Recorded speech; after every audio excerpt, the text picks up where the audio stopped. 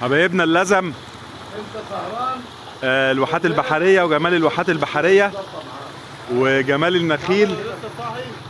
واحنا هنا عند منطقة بير سجام ماشي، ومعانا صحبة طيبة من اهل الواحات وبرضو من اهل الجيزة من عندنا من المنطقة. ده بير سجام للاستشفاء، واخد بالك.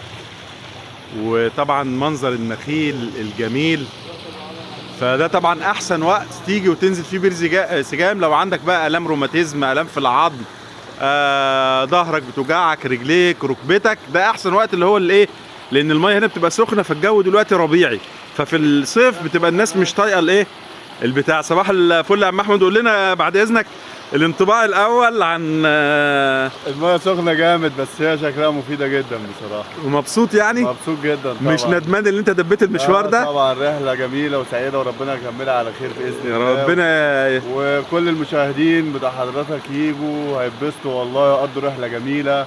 وخد فكره واشتري بكره ان شاء الله. ايه اخبارك يا عم محمود؟ قول لنا كده انطباعك ايه، مبسوط؟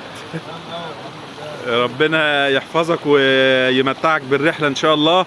ويلا يا جماعة، الصحراء تناديكم.